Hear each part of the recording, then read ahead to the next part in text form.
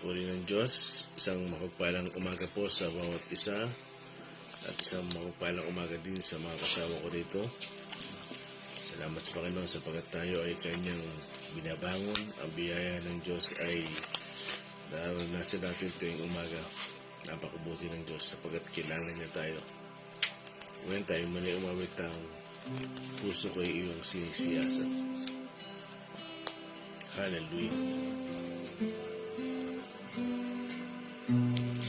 Puso ko'y iyong sinisiyasa, buhay ko'y iyong alam, ang lahat kong lihim, O Yahweh, ay tiyak mo nga nalalaman ang lahat ng aking ginagawa. Sa'yo ay hindi lihim ang lahat kong lihim, O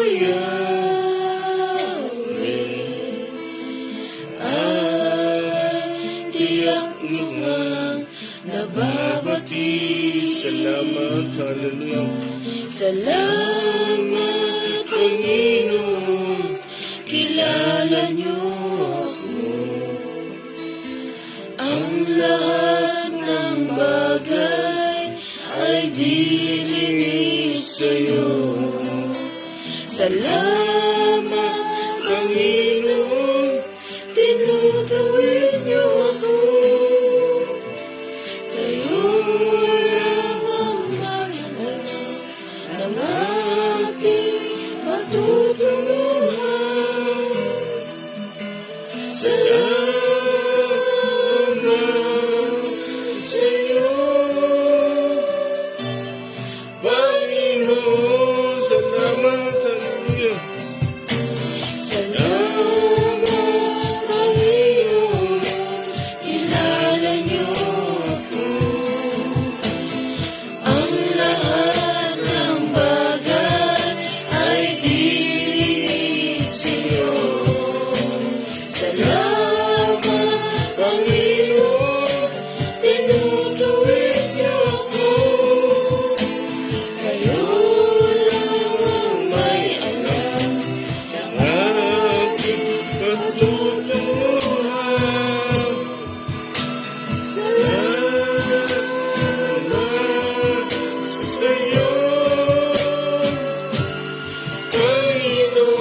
Salamat, hallelujah.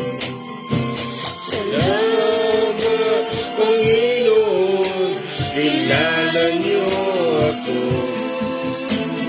Ang lahat ng bagay ay dilinis sa'yo. Salamat, Panginoon, tinutawid niyo ako. Kayo ang aking pagtutunguhan. Salamat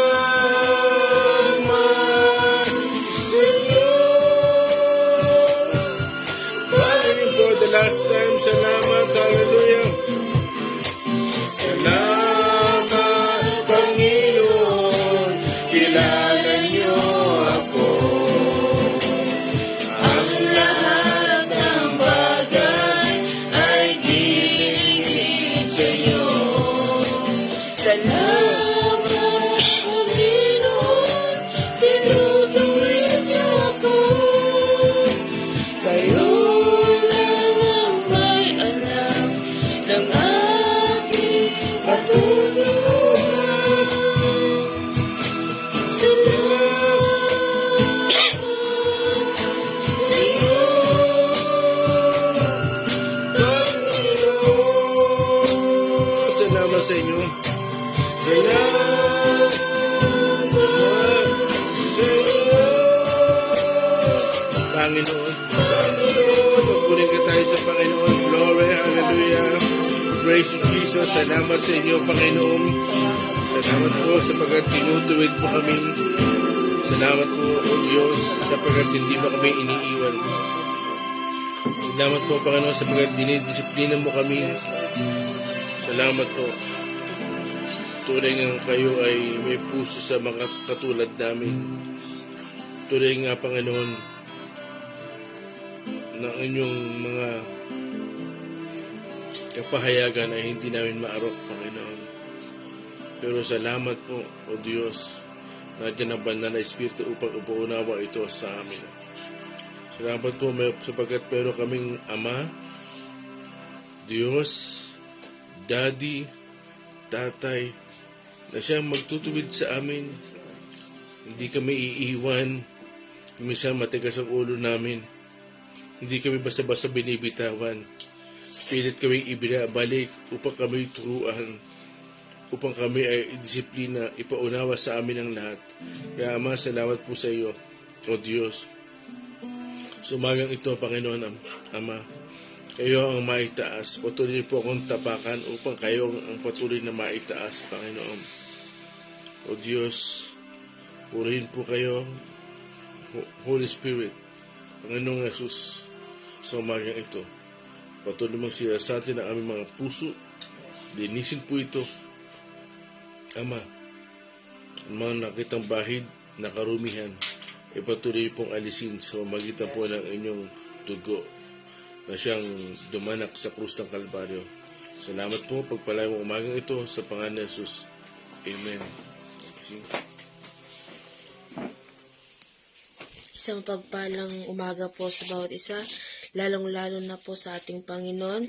Good morning po, Amen. Sister Raquel Narboneta Malaborbor, Brother Alan Rocreo, Sister Aquino Raymar, Sister Liway Anorico, Brother J.D. Salarda, Sister Crisel Centeno, Ma'am Lorna Picalixto, Brother Julius Regalado Sales, Sister Anita Katembung, Sister Faustina Fuentes, Brother Ravelas Regan, Sister Eden Relioso Dano. Good morning po. Amen. Isang nakakatuwang isipin, yung narinig ko kayo ng ngila ka at ising, yung magandang umaga din po sa Panginoon. Yun ang unang talagang napakasarap na sabihin. Yung batiin natin, yung gumising sa atin. Amen. Kaya puri ng Diyos sapagkat tayo ay binabangon niya. So bagay ito, magpapatuloy yung ating pag-aaral tungkol sa John 10:10. No? Sa John chapter 10, verse 1 to 42. Kaya hindi ko alam kung hanggang kailan tayo matatapos John chapter 10. Hindi ko alam. Basta hanggang mapipiga natin yan. Kaya tulungan tayo lahat ng Panginoon na lumabas ang katas. At ito ay talagang mainom natin at maunawaan natin. Amen. Kaya mga kapatid, alam niyo kumisan, masaya maglingkod sa Panginoon. Masarap paglingkod sa Panginoon. Amen po ba? Amen. Amen. Alam niyo, minsan ang saya, hindi sasapat yan. Kung gusto mo magamit ang Panginoon effectively, kailangan mo talagang mag-aral ng mabuti. Bakit? Ang knowledge o kaalaman, hindi yan ibubuhos sa'yo. Hindi ganoon ng Panginoon. Alam niyo ba yung mga alagad? 3 taong tinuruan ng Panginoong Yesus. Kailan dumating ang banal na Espiritu? Nung siya'y umakyat na. Yung pangako ng Ama ay ibinigay niya nung siya'y umakyat na. Diba? Sabi sa Acts 1:8, ibubuhos niya ang kanyang Espiritu. Kaya, nung matapos na maturuan yung mga alagad, na-educate na sila ng kaalaman, doon ibinigay yung apoy na alam ng Panginoon na tutulong sa kanila para sila'y makapagpatuloy. Dahil alam ng Panginoong Yesus na hindi sasapat kung wala ang banal na Espiritu. Mga kapatid, Hindi lang sapat ang kaalaman. Kailangan natin ng apoy para tayo makapagpatuloy at magamit ng Panginoon effectively. Why? Mabigat ang kalaban. Naiisip nyo ba bakit sinabi sa John 10:10, nagparito ang magnanakaw upang magnakaw, pumatay, manira? Mga kapatid, ang ibig sabihin niyan, ang kaaway, hindi ordinaryo. Public enemy number 1. Mabigat ang kaaway natin. Yan ang hindi alam ng mga tao. Yung nasa sa atin ngayon dito, napakalat-kalat at paggala-gala, talagang mabigat. Hindi biro, hindi ka bibiruin yan. Naunawaan nyo ba yun? Hindi ka bibiruin ng kaaway. Sino ang kaaway? Satanas. Hindi ang kapatid. Hindi ang magulang. Hindi ang anak. Hindi ang kapitbahay. Ang kaaway natin ay si Satanas at ang kanyang kampon. Amen? Naunawaan nyo ba yun?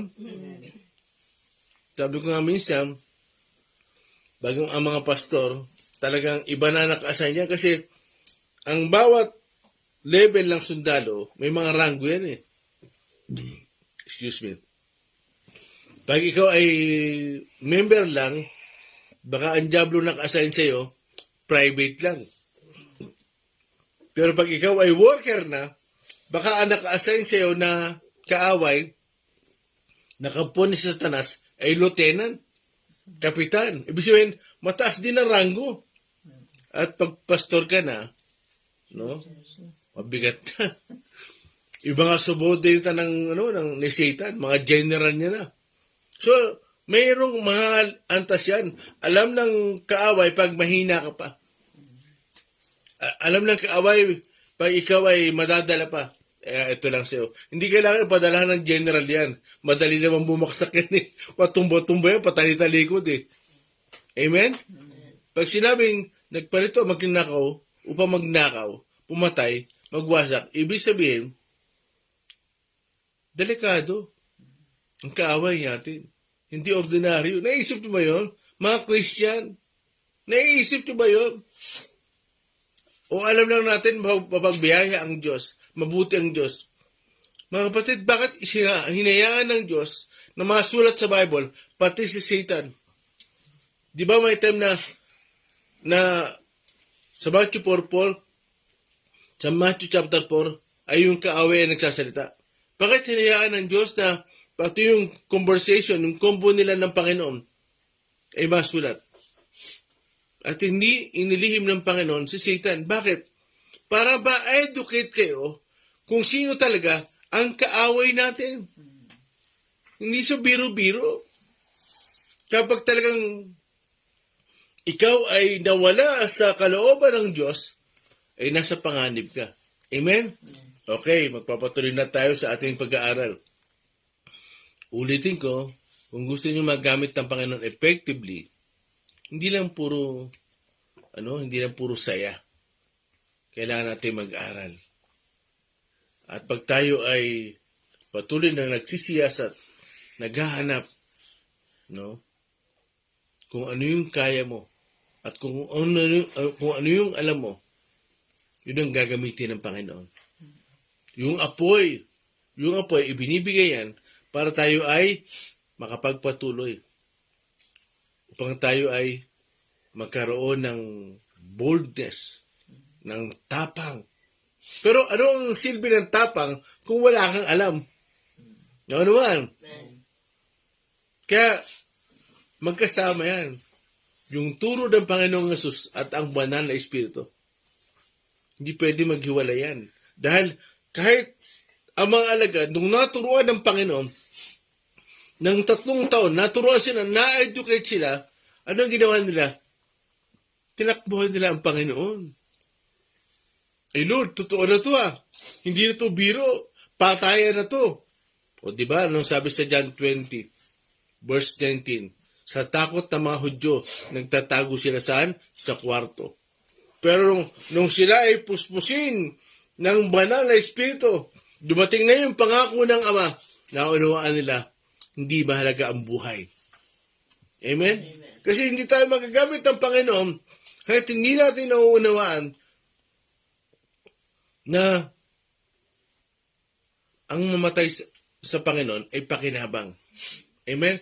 Hanggat pinapahalagahan natin yung buhay natin ito, hindi tayo magagamit ng Panginoon. Maliwanag ba yung sinabi ko? Uulitin ko, hanggat pinapahalagahan natin ang buhay dito sa lupa, hindi tayo magagamit ng Panginoon. Hindi tayo magagamit ng Panginoon. Hanggat pinapahalagahan mo, hanggat iniibig mo itong buhay na ito sa lupang ito, hindi tayo magagamit ng Panginoon. Hindi ka makapagliligtas ng kaluluwa. Amen? Amen. Si Jesus ay nagliligtas ng kaluluwa, pero gusto niya gamitin niya tayo. Amen? Okay. Uulitin ko. Sa pag-uusap natin ito, mayroong 3 topic dito. No, sa John chapter 10. Una, yung pastol. Kaya pag-uusap natin yung damdamin ng pastol eh. Pangalawa, yung tupa. Pangatlo, yung magnanakaw. Kaya kung maaari, pag magnanakaw, iniiwasan ko muna yan.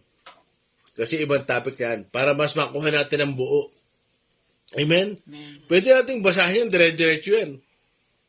Pero total, nandito na tayo sa John chapter 10, bumabad na tayo. Para lubos nating maunawaan. Hindi man natin ma-perfect. Meron tayong naunawaan. Amen? Kaya ulitin ko, ano yung 3? Yung pastor, no? Yung damdamin ng isang pastor. Pangalawa, yung tupa. Pangatlo, yung magnakaw. Yung bantay, huwag natin pag-usapan yun. Diba? Sabi sa verse 2 and 3, pinapapasok siya ng bantay. Huwag na natin pag-usapan yun. Bantay lang yun eh. Kaya, Jess, bisan natin yung ating text. Shing, anong oras na? 7. Ha? 18. Okay. Ang topic po natin ngayon ay the character of a good shepherd. John 10:1 verse 10. Verse 1, Tandaan ninyo ito, ang papasok sa kulungan ng mga tupa ng hindi sa pinto nagdaraan, kundi umaakyat sa di dapat pagdaanan ay magnanakaw at tulisan. 2, Ngunit ang nagdaraan sa pintuan ay siyang pastol ng mga tupa. 3, Pinapapasok siya ng bantay at pinapakinggan ng mga tupa ang kanyang tinig. Tinatawag niya ang kanyang mga tupa sa kanilang pangalan at inilalabas sa kulungan. 4, Kapag nailabas na, siya'y nangunguna sa kanila at sumusunod naman ang mga ito sapagkat kilala nila ang kanyang tinig. 5, Hindi sila susunod sa iba, kundi tatakbong palayo sapagkat hindi nila kilala ang tinig ng iba. 6, Sinabi ni Jesus, ang paglalarawang ito, ngunit hindi nila naunawaan ang ibig niyang sabihin. 7, Kaya't muling sinabi ni Jesus, pakatandaan ninyo, ako ang pintuang dinaraanan ng mga tupa. 8, Ang mga nauna sa akin ay mga magnanakaw at mga tulisan, ngunit hindi sila pinakinggan ng mga tupa. 9, Ako ang pintuan, ang sinumang pumapasok sa pamamagitan ko'y maliligtas. Papasok siya at lalabas at makakatagpo ng pastulan. 10, Dumarating ang magnanakaw para lamang magnakaw, pumatay at manira. Naparito ako upang ang mga tupa ay magkaroon ng buhay na masaganang lubos. Amen. Salamat, Ate Jess. Praise God. Verse 23, Starami. Ulitin natin. Verse 2 ng John 10. Ang tunay na pastol ay sa pintuan nagdaraan. 3, Pinapapasok siya ng gwardya at pinapakinggan ng mga tupa ang kanyang tinig. Tinatawag niya ang kanyang mga tupa sa kanilang pangalan at inilalabas sa kulungan. Okay. Verse 2. Ano pinag-usapan natin? Ang tunay na pastol o pastor. Ang tunay, no? Kailangan maunawa natin yung tunay. Kasi minsan marami na pepeke eh. Kailangan talaga ang makaharap nyo, tunay. Pag sinabing tunay, ay talagang sa pag-uusap natin sa John 10:10, sa John chapter 10, ay talagang malawak yan. Una, may pasanin. 2, handa magsakripisyo. 3, hindi niya pinahahalagaan ng buhay niya. Bakit? Kasi handa siya magsakripisyo. Kaya, yung tunay na pastol, hindi raw dumadaan saan? Sa likod ng pintuan, sa back door. Doon sa pintuan dumadaan. At pinapapasok siya ng gwardiya. Yung gwardiya, wag natin pag-usapan yun Kasi gwardiya lang yun. Nagbabantay. Pero, kilala niya kung sino yung tunay na pastor. So, ibig sabihin, binibigyan niya lamang ng pahintulot na pumasok sa kulungan ng mga tupa ay ang tunay. Yung nagmamay-ari. Ulitin ko, naunuan. Yung nagmamay-ari, hindi siya basta-basta magpapasok pag hindi may-ari. Naunuan. Hindi siya basta-basta magpapasok pag hindi yung may-ari yung darating. Sarado to. Kaya, yung tunay na pastor, talagang ma-identify niya na ito si boss. Diba? Kailangan niyang paglikuran to. Kasi, si boss to. Pag hindi ko inasikaso ang trabaho ko, wala akong bonus ng Jess. So, identify niya. Ano sabi sa 3? Taraming? Pinapapasok siya ng gwardya at pinapakinggan ng mga tupa ang kanyang tinig. Tinatawag niya ang kanyang mga tupa sa kani-kanilang pangalan at inilalabas sa kulungan. Amen. So, siya lang yung may authority na pumasok. Ano naman? Siya lang yung may authority na pumasok. Pinapapasok sa ng gwardiya Siya yung may kapamahalaan. Kaya sabi ng Panginoon, di ba? Sinabi ng Diyos, ibinigay na sa akin yung kapamahalaan sa langit at sa lupa. Siya lang yung may authority sa loob ng kawan. At inilalabas daw yung mga tupa, yung plaque. At tinatawag sa kanilang pangalan. Alam nyo, Sister Cathy, maliliit pa yung mga anak namin. Madali mo siyang makilala pag dumarating na. Kahit hindi sa paa. No? Sa boses niya lang. Mahilig kang gumanon. Bata pa sila Haniel, saka sila Endel. Kahit si Elise, dala-dala niya. Inaabot niya. Paano yun? Pag gumagano na, nandiyan na si Sister Cathy. No? Diba sa YouTube, hindi ko alam kung na-post ni Sister Cathy. Merong nagpanggap na siya ang pastor. Tinatawag niya yung mga tupa, hindi lumalapit sa kanya. Totoo nga. Kilala ng tupa yung kanyang pastor. Sige nga, testigin nga. Tawagin mo nga yung tupa. Tinawag nung bata. Anong tawag niya? Anong salita niya? Anong sinabi niya?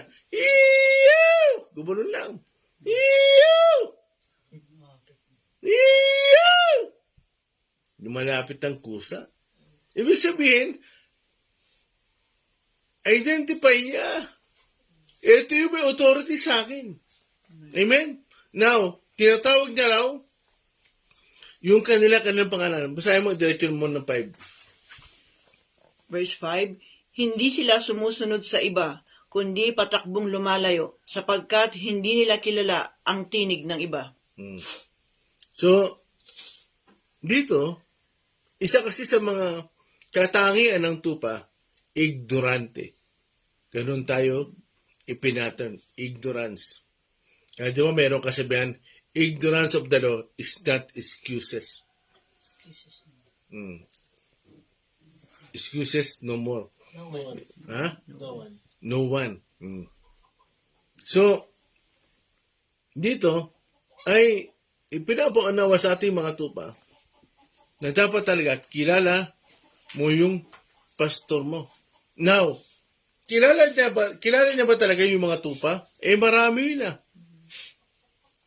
Kami mga pastor, minsan madaling makalimot na. Hanggang 10 lang, 20. Pero yung 30, kung 100 na yung tupa, paano makikilala yun? Madami. Paano nga ba? Magagawa ba kilala ng pastor yung kanyang tupa? Magagawa, mga kapatid. Bigyan ko kayo ng example. Genesis chapter 2. Mr. Rami. Genesis chapter 2. Verse 19 to 20. Genesis chapter 2. Nawala. Genesis chapter 2 verse 19 to 20. Sabi po dito, kaya mula sa lupa ay lumikha ang Panginoon ng mga hayop sa parang at mga ibon sa himpapawid. Dinala niya ang mga ito sa tao upang ipaubaya rito ang pagbibigay ng pangalan sa mga iyon. Kung ano ang kanyang itinawag, iyon ang naging pangalan ng mga ito. 20. Ang tao nga ang nagbigay ng pangalan sa lahat ng ibon sa himpapawid at hayop sa parang. Ngunit wala isa man sa mga ito ang nababagay na makasama at makatulong niya. Amen. Alam niyo, pag sabing himpapawid, yun yung mga lumilipad. Yung parang, yun yung lupa. Now, ulitin ko ha, yung parang, yan yung lupa. Himpapawid, yun yung nasa ere, nasa taas, yung lumilipad. No? Kaya, ang galing ng Panginoon, ipinaubaya niya sa tao ang pagbibigay ng pangalan. Napakaraming hayop. Biro mo ang nagpangalan, isang tao lang. Si Adan, halimbawa, Leon. Di ba? Ikaw, Leon ang itatawag ko sa'yo kasi mabalbong ka. No? Leon. Yung umuungal, maatungol. Halimbawa, ikaw, brown ka, payat ka, negra ka. Giraffe. Di ba? Matangos ang ilong. Mataba. Elepante yan. Diba? Okay. No? Kaya, eto, payat na payat to. Iba pa pakakala ko dyan. Bato yan. Yung bato-bato sa langit. Hindi, yung ibon na bato. Yung payat. Alam mo ba yun? Yung puti. Pero pag kinuha mo, pag tinaw mo yung laman nun, itim. Bato yan. Ito. Mataba to. Malaki. Baboy yan. Diba? So, ang tao ang nagpangalan sa lahat ng hayop. Biruin nyo. Sino ba ang tunay na pastor natin? Hindi ba si Jesus? Alam niya lahat ang bagay. No? Romans 8:29. Ito, ipapaunawa ko sa inyo ito. Mga kapatid, kailangan maintindihan natin to. Romans 8:29, sapagkat sa mula't mula pa'y alam na ng Diyos kung sino ang magiging kanya, at ang mga ito'y pinili niya upang maging katulad ng kanyang anak. Sa gayon, siya ang naging panganay sa lahat ng maraming magkakapatid. Amen. Mula't mula pa, alam na ng Diyos kung sino sa kanya. Mga kapatid, hindi lang yung tinatawag na alam ng Diyos kung sino sa kanya at hindi. Alam ng Diyos kung sino sa impyerno sa langit. Hindi ganun yan. Hindi ganun ang implication dyan, yung paliwanag dyan. Ibig sabihin, mula't mula pa, alam ng Diyos kung sino yung mananampalataya sa Kanya. Ibig sabihin, hindi natin kaya sukatin yung divine omniscient ng Panginoon. Yung Kanyang kaisipan. Hindi natin kaya sukatin talaga. Amen? Nandiyan pa ba kayo? Amen. Okay, matutulog ha? Amen. Kaya, dito makikita natin na talaga hindi natin kaya ipaliwanag ang Diyos. At kung ano lang yung ipinapahayag niya sa atin, yun lang ang kaya natin. Yun lang ang abot natin. Bakit? Mga kapatid, nakita niyo ang napakalawak ng dagat. Diba? Napakalawak ng dagat. Buruin mo, ilalagay mo yung kabuuan ng dagat sa isang bangka. Ano mangyayari? Lulubog ang bangka. Barko nga, lumulubog eh. Titanic ka eh. Naunawaan niyo ba yun? Isaiah 40, verse 24 to 26. Para ipakilala ko lang sa inyo, ipaunawa sa inyo, kung gaano kagaling, kahusay, o hindi maarok yung kanyang kaisipan. Talagang kilala niya yung kanyang mga tupa. Okay? Isaiah chapter 40 verse 24 to 26. Tulad nila'y mga halamang walang ugat, bagong tanim at natutuyo agad, at tila dayaming tinatangay ng hangin. 25. Kanino ninyo ihahambing ang banal na Diyos? Mayroon ba siyang katulad? 26. Tumingala kayo sa langit. Sino ba ang lumikha ng mga bituin? Sino ba ang sa kanila'y nagpapakilos? At sino ba ang nagbigay ng kanilang pangalan? Dahil sa kanyang dakilang kapangyarihan, walang nawala sa kanila kahit isa man. Amen. Walang nawala. Walang naligaw. Bawat isa sa kanila. Mga kapatid, tubingan araw kayo sa langit. Lumabas kayo minsan. At makikita nyo ang kapangyarihan ng Diyos. Mahayag. Tumingin kayo sa gabi. Huwag puro cellphone na tingnan nyo. Tumingin kayo. Makikita nyo yung mga gano'ng karami ang butuin. Mga kapatid, trillion niyang bituin. Ang mundo ay isa lang. Kasama sa 9 na planeta. Pero ang bituin, walang nawala kahit isa. Siya raw ang nagbigay ng pangalan niyan. Kaya paano mo aarukin yun? Nawanuhan niyo ba yun? Sino ang katulad ng Panginoon? Sabi sa verse 25. Sino ang katulad ng Panginoon? Ngayon, tatanungin ko kayo. Sino ang katulad ng ating Ama? Bagamat siya ay napakadunong, pero siya rin ay mahabagin. Alam niyo ba ano nakakatuwa doon? Bumaba siya mula sa langit. Bumaba siya saan? Sa lupa. Mga kapatid, pinahalagahan niya tayo. Bagamat tayo ay putik lamang. At pag nakakilala tayo sa Panginoon, doon pa lang tayo nagiging batong buhay. Nanawa niyo ba yun? Sinasabi sa Pedro, kayo ay mga batong buhay. So, ibig sabihin, dati putik ka. Pero nung ikaw ay naging Christian na, nakakilala sa Panginoon, ang tawag sa iyo, hindi na putik, batong buhay. Ano ma'am? Kaya dyan makikita natin, balik tayo sa ating teksto, sa John chapter 10 verse 2 and 3 hanggang 5, ay kilala ng Diyos, ng ating pastor, ang mga pangalan. Mga kapatid, kilala kayo ng Panginoon. Pati ang kahinaan mo, Daniel. Endel, kilala ng Panginoon. Kilala ng Diyos ang sikreto mo.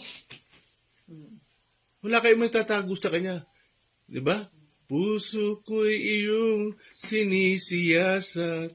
Diba? Ano sabi sa 139 verse 18? No? Siyasatin mo ko, Panginoon. Ang Diyos ang talagang nakakasiyasat ng puso natin. Kaya, dyan makita natin, yung kakayahan nung nag-aalaga sa atin. Amen? Yung pastor natin. Mga kapatid, sana lubos nating maramdaman at maunawaan natin kung sino ang tunay nating pastol at kung kanino tayo dapat makinig. Mga kapatid, ano sabi sa verse 4? Ito namin pakulit. Sa verse 4, kapag nailabas na, siya ay nangunguna sa kanila at sumusunod naman ang mga ito sapagkat kilala nila ang kanyang tinig. Yun. Praise God. So, pag nailabas na rin yung mga tupa, yung pastor, wala sa likuran. Nasa unahan. Yun yung leader. Kaya nga lead eh. Leader. Lead. Yung leader, hindi pinangungunahan yun. Kaya pag mayroong mga tupa na nagliliter-lidiran, nagpe-pray ako na maging pastor din yun. Naunawan ba? Nagpe-pray ako. Pag mayroong mga ganyang mga tupa, member, na talagang marunong pa sa pastor, nagpe-pray ako pagdating ng panahon, magpastor yan. Naunawan? Kaya minsan yung maaga mong pinangungunahan yung pastor mo, pagdating ng araw, magkakaroon ka rin ng ganun tupa. Pangungunahan ka at iyak. Ay, pastor, bakit naman ganun? Bakit naman ganito yung member na napunta sa akin? Siyempre, ginawa mo rin sa akin yan eh. Parang ganun yan. Ano ba? O di, ani-anihan lang yan. Oh. Kaya pag ikaw ay nagtanim ng pagsunod, aani ka ng pagsunod. Pag nagtanim ka ng pagsuway, aani ka ng pagsuway. Pag nagtanim ka ng tigas ng ulo, aani ka ng tigas ng ulo. Ano ang itatanim nyo? Kabutihan. Pagsunod. Humility. Aani ka. Totoo ang salita ng Diyos. Kaya, ang sabi, inaakay niya raw yung mga tupa at sumusunod. So, ibig sabihin, nasa unahan yung pastor. Di ba, meron siyang laging dalang kahoy, yung kanyang staff. Di ba? At talagang nakasunod. No? Follow the leader. Hindi sa tupa talaga sumusunod. Doon sa leader. Hindi doon sa naglilider-lideran. Kasi mapapahama kayo. Kaya kilala daw nila yung tinig. Kaya pag merong nagsasalitang ibang pastor, hindi nila yung pinapansin. Tandaan nyo mga kapatid, ang personality ng tupa, ignorance. Ignorante. Kaya talaga ang Panginoon ay ganun niya pinagmamalasakita niya. Kaya nga sa Isaiah 53 verse 6, Isaiah 53 verse 6, pakibasa. Yun, narinig ko rin yung boses ni Sing, pamalakasan to eh. Isaiah chapter 53 verse 6, tayong lahat ay tulad ng mga tupang naliligaw. Nagkanya-kanya tayo ng lakad, ngunit ipinataw ni Yahweh sa kanya ang kaparusahang tayo ang dapat tumanggap. Yun.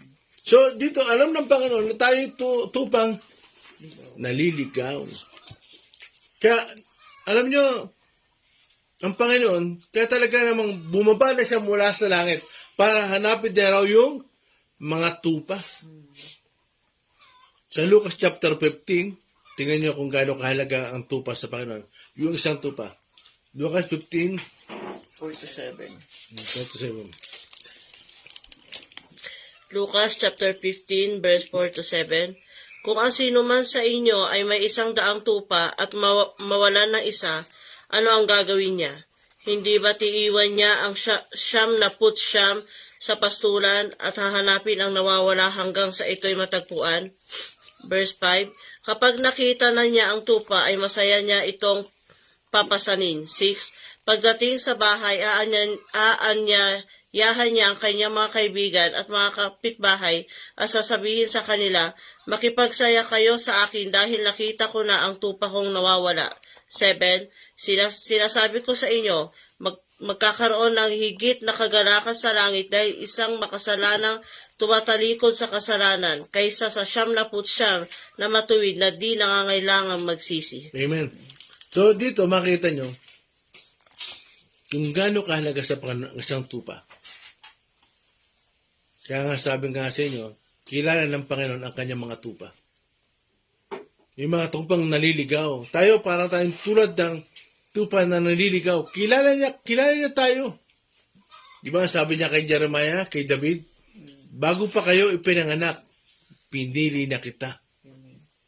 Kilala tayo ng ating pastor. Kaya pag tayo ay talagang naliligaw, nandito yung kanyang pasanin para hanapin tayo. Kaya kumisan, isang lesson sa akin to, no? Minsan kasi yung ibang pastor, pag matigas yung membro, matigas ang ulo, hindi, hayaan mo na yan. Buti na nga, hindi sumimbe. Buti, hindi dumating eh. Hindi ganun. Maliban talagang yung tupa ang tumalikod. At umalis. Sige, hayaan mo yan. Pero siya'y babalik. Mabatid yung mga tupang nawawala, hinahanap yun. Ibig sabihin, pinapahalagahan yun. Kasi bakit? Nasa panganib yung buhay niya. Ulitin ko. Nasa panganib yung buhay niya. Pag siya ay naligaw. Bakit? Sino ang kakaaway natin? Sino raw? Magnanakaw? Naninira? At pumapatay. Bakit? Baka mapatay siya. Nawala siya sa kawan eh. Baka mapatay siya. Ibig sabihin, nasa panganib ang buhay niya. Amen? Mga kabataan, huwag nyo nang isipin na malayo sa Panginoon. Bakit? Nasa panganib kayo.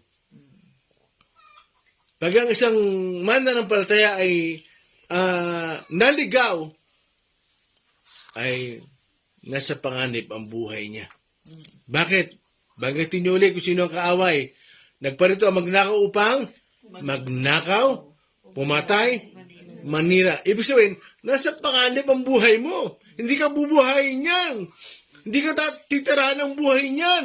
Nalaman niyo ba? Kaya maging matalino tayo. Kaya nga ang katalinuhan ng banal na Espiritu ay binibigay sa atin. Bakit? Kasi ignorante tayo eh.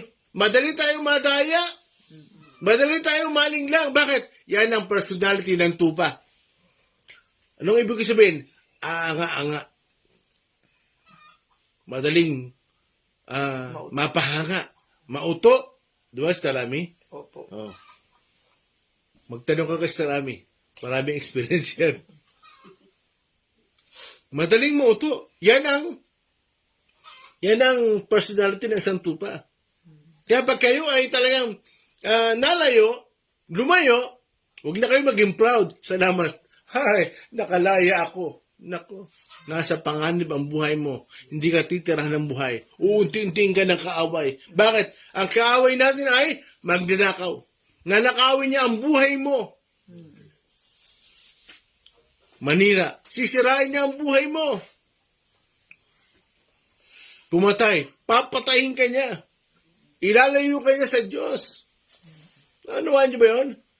Hindi ordinaryo ang kaaway natin. Alam niyo ba sa Muntinlupa, pag mabigat ang kaso mo, murder, nasa maximum security ka. Alam niyo ba yun? Pag sinabing nasa maximum security ka, hindi ka ordinaryong bilanggo. Yung magnanakaw, nandiyan lang yun sa ibang kulungan yun. Magnanakaw lang yun eh. Pero yung mga rapist, murderer, no? Pusher, nasa maximum risk yan. Ibig sabihin, bigatin yan. Hindi ordinaryong bilanggo yan. Kinikilala yan. Ginagalang yan ng kapwa bilanggo. Bakit? Abay, pumapatay yan. Big time. Big time yan. Anuhan niyo ba yung pag nanonood kayo ng balita? So, ibig sabihin, ang ating kaaway, si Satan, hindi ordinaryong kaaway. Kaya, tayo mga Kristiyano, huwag tayo magpapetik-petik. 24/7 na gumagawa ang kaaway. Kaya ako nangihinayang ako sa buhay eh. Pag meron nagpapakamatay, nangihinayang talaga ako. Kaya, ano na tayo? Tutuka nga na lang ba tayo? Tatanggapin nyo na may nagpapakamatay? Mga batid, huwag kayong pumayag. Sakipin nyo sila. Amen. Amen? Ibahagi nyo sa kanila na may nagmamahal sa kanila. Merong pastor na nakatingin sa kanila, kilala sila ng Diyos. Siya ang tunay nating pastor. Hindi si Pastor Jim. Hindi si Pastor Joseph. Ang tunay nating pastor, si Kristo, si Jesus. Siya nagbigay ng buhay para sa mga tupa. Amen? Sana maunawaan niyo yan. Kayo na mga pinili niya, na mga tinawag niya, magkaroon din tayo ng pasalin na kagaya ng ating pastor. May pasanin sa tupa. Hindi tumatakbo. Hindi, pag nagkaroon ng problema, alis. Pero pag masagana, masaya, nandyan. Pero pag problema na, sabi ko nga, sa diraanan ng church natin, talagang sa biyahe ng Panginoon, nakatayo tayo. Amen. Amen? Kaya dito maunawaan natin na yung pasanin ng ating pastol, talagang pinahalaga niya ang bawat isa. Amen? Sana pahalagan din natin yung bawat isa. Hindi lang yung sarili mo, bawat isa.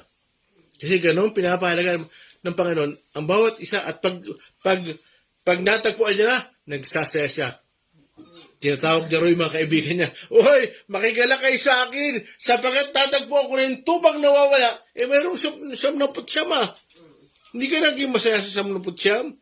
Mga kapatid, ang ibig sabihin ng Panginoon, yung tubang naligaw, pag nagtatagpuan niya, nagsasaya siya. Anong sabi sa dulo ng binasa ng Atiyas? Natutuwa ang langit. Pag mayroong isang makasalanan na nagsisisi, nanunumbalik, umaamin ng kasalanan, natutuwa raw ang langit. Ganon kahalaga sa Panginoon ang mga tupang naligaw. Amen? Kaya sa Luke chapter 15, hinahanap niya. Lucas chapter 19 verse 10, yung mga verse nyo, huwag nyo basta iwala. Lagi kong ikukot yan para ipabasa. Lucas chapter 19 verse 10. Daniel. 19 verse 10. Lucas chapter 19 verse 10. Ang anak ng tao ay naparito upang hanapin at iligtas ang naliligaw.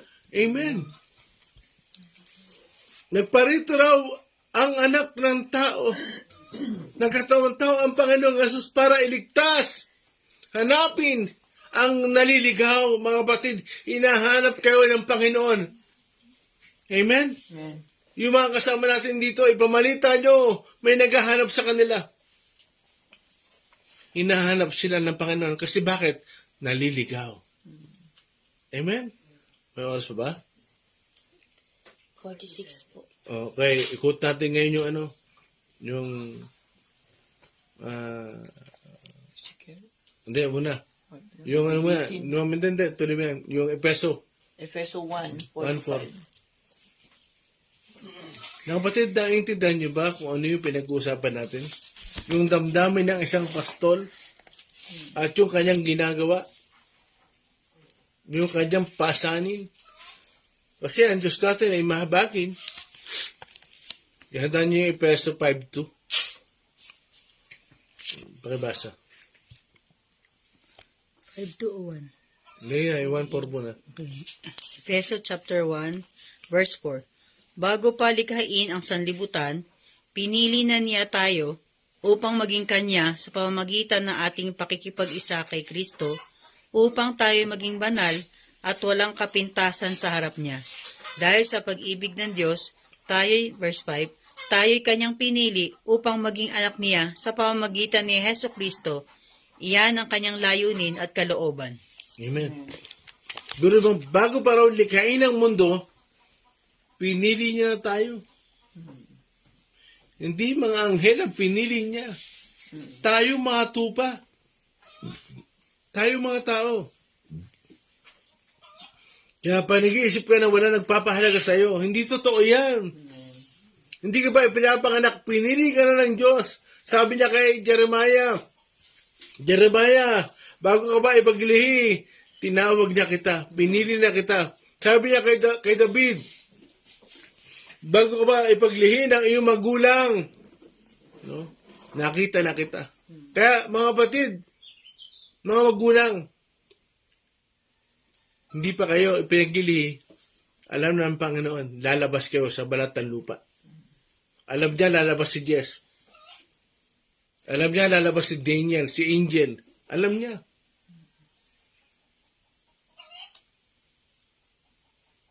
Kaya huwag kayong mag-iisip na wala nagmamahal sa inyo. Kasi at meron nagmamahal sa inyo. Yun ay ang Panginoon. Efeso 5:2 Angel. Efeso chapter 5 verse 2, mamuhay kayong puno ng pag-ibig tulad ni Kristo.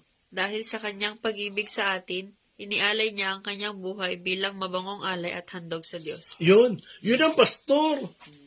Handang ialay yung kanyang buhay. Kaya mga kapatid, kaya pinagbabawal ng Bible yung pagkaaway. Alam mo, nalulungkot naman ako eh. Talagang nakakalungkot pag mayroong kapatid, hindi magkaintindihan, magulang, anak, hindi magkaintindihan, mga kaibigan, talagang hindi magkaintindihan. Bakit? Kasi nga, gawa ng kaaway yan eh. Alam nyo kung bakit tayo hindi ino-authorize na mag-away-away? Hindi na utos ni Kristo. Ang inutos niya, magmahalan tayo. Amen? Hindi niya inutos na humatol tayo sa isa't isa. Bakit yan ang gustong gawin ng tao?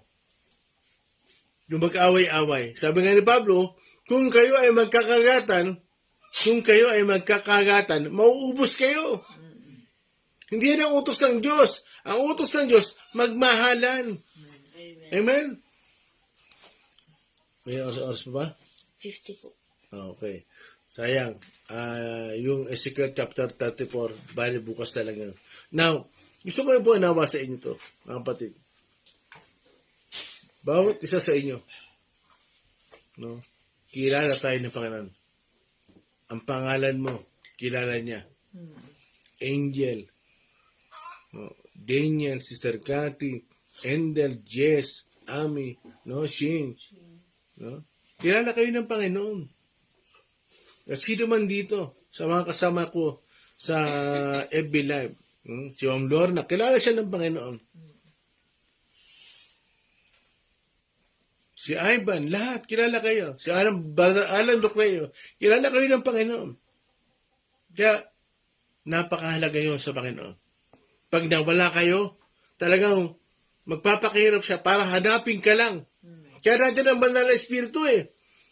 Magpapaalala ka agad ng banal na espiritu eh. Oy, anak, naliligaw ka na. Hindi ka na umaati ng gawain, naliligaw ka na. Anak, hindi na maganda yan. No? Anak, mag-ingat ka. Nandiyan ang Holy Spirit. No, pag meron ka nakausap na hindi tunay na pastor, ipapaalala niya sa'yo. Biglang magsasalita ang Holy Spirit. Dinadaya ka lang yan. Dinadaya ka lang yan. Amen? Kaya, ang Panginoon natin, yung totoong pastor natin, ay talagang may puso, may pasanin, hindi tumatakbo.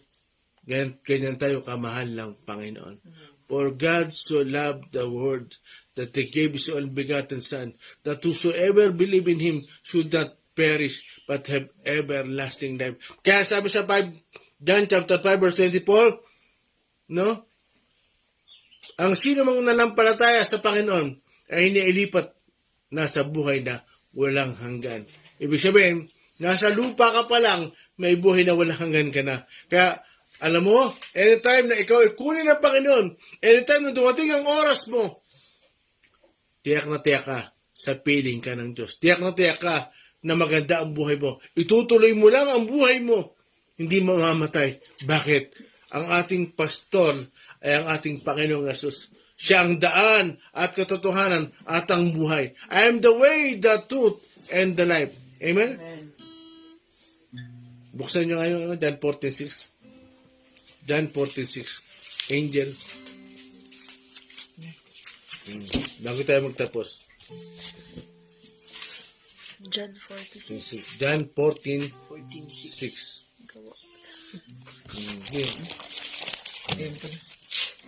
John 14 verse 6. Sumagot si Jesus, Ako ang daan, ang katotohanan at ang buhay. Walang makakapunta sa Ama kundi sa pamamagitan ko.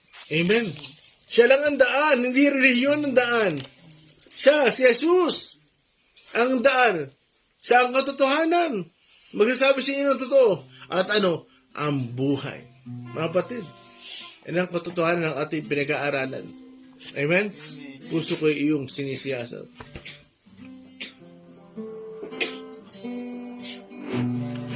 Puso ko iyong sinisiyasat. Sister Cathy, ang buhay ko iyong alam. Ang lahat kong hihing, O Yahweh, ay tiyak mo nga nalalaman. Ang lahat ng aking ginagawa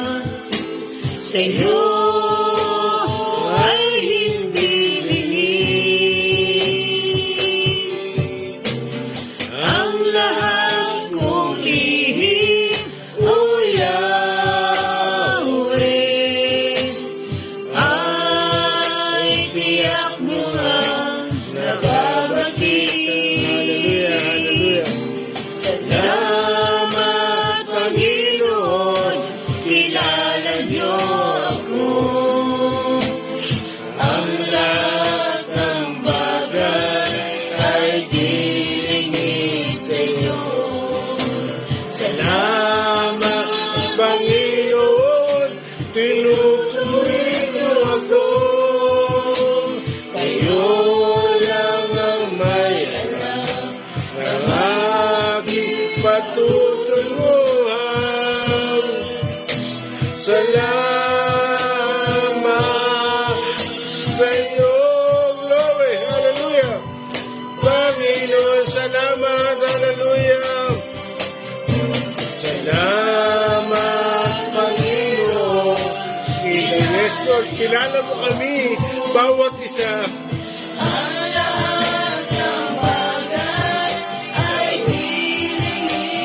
Hallelujah. Salamat, Panginoon. Tinutawid niyo ako. Kayo lang ang may alam ng aking patutunguhan. Sa inyo kami, Panginoon. Salamat sa iyo. Panginoon, magpasalamat tayo sa Panginoon habang tumutugtog yung ating mga musician. Hallelujah, glory, glory.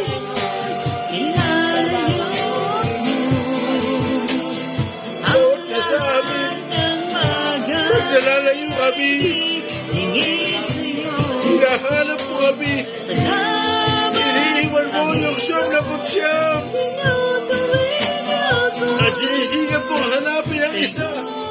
Ganoon kahalaga ang aming buhay, Panginoon.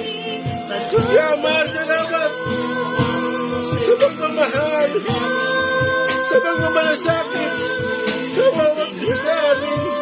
Glory, glory, hallelujah, glory, glory. Hallelujah, mga magulang, mga batid. Hindi totoo na pinabayaan ka ng Diyos. Hindi totoo na pinabayaan ka ni Jesus. Hahanapin ka niya. Mahal ka niya. Glory.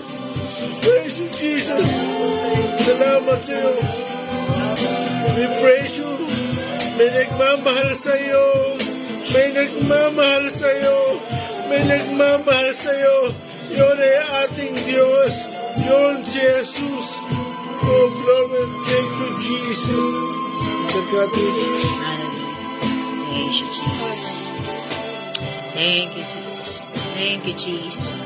Thank you, Jesus, sa iyong pagmamahal. Yes, sa inyo, Lord. Panginoon, niyayakap niyo kami, Panginoon, ngayong umaga. Salamat, Holy Spirit. Salamat, Ama.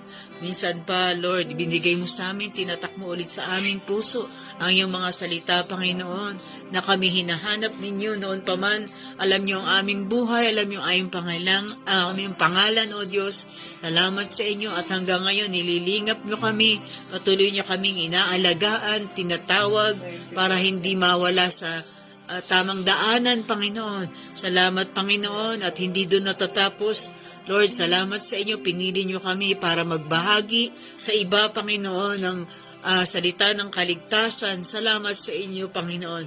Lord God, isang karangalan, Panginoon, ang tawagin niyo, mapabilang na iyong lingkod, Panginoon. Salamat sa inyo, God, sa umagang ito. Minsan pa sinabi mo sa amin kung gaano mo kami kamahal at paano mo kami hanggang ngayon ay nililingap, Panginoon. Patuloy na pagsama ninyo, Panginoon, sa umagang devotion, Panginoon. Lord God, ang aming dalangin. At Lord, bawat isa na nakasama namin ngayon ay dumaloy ng patuloy ang inyong presensya hanggang sa maghapong ito, Panginoon. At sa mga hindi pa namin nakasama ulit na dati namin nakasama sa devotion, dalayan kong maabot din sila ng mensaheng ito sapagkat ang tamis ng iyong pagmamahal, Panginoon, ay iyo pong patuloy na pinapahayag sa bawat isa. Salamat, Panginoon, sa aming tagapagturo na patuloy ninyong sinasamahan, O Diyos. Lord God, kahit minsan ay may mga panahon na akala niya wala na, pero patuloy ka pong sumasama, Panginoon. Salamat sa inyo at sa aming kapatid na si Brother Rabelis Regan. Aliwin ka ng Panginoon at tulungan sa kalagayan ng iyong anak. Lord God, dalangin po namin ang pagka-aksidente ni Kesia Jorin, Panginoon. Lord, ikaw po ang mag-restore ng kanyang katawan. Ano man ang damage na nangyari sa kanya, Lord, i-restore mo po ito. I-heal mo po siya, Panginoon. At ikaw, Panginoon, ang tumulong sa batang ito at sa mga magulang. Hindi po sila mawala ng pag-asa, kung hindi ang tulong po ninyo ay kanilang laging angkinin, Panginoon, kaaliwan mula sa inyo ang kanilang matanggap at ang provision po ninyo para sa kanila. Sa inyo pong papuri at pasasalamat. At Lord, we give you praise, we give you glory this morning. Salamat po sa inyo, salamat po sa inyo. Dakila po kayong Ama. Salamat sa inyo, O God. Hallelujah sa pangalan ni Jesus. Amen. Good morning po. Fernan Rayo, William Villacorta. Good morning sa inyo. Udi Velasco, Mary Chris Claudio, Bert Salarda, Jojo Terwell, Annabel Husay, Dindi Anain. Good morning sa inyo. Salamat po sa Panginoon sa inyong mga buhay. Morena Mateo, Len Almendrala, Alfred Calusin, Mila Ingera, Carlo Valdevieso, Ivan Tataro, Cram Ayore, Josefina Lumapad, Elias Gadia Jr., Cherry Pimentel, Anessa Romero, Ate Ani, Mike Baheta, and Nervin Javier. Bukas po muli, makasama po nawa namin kayo.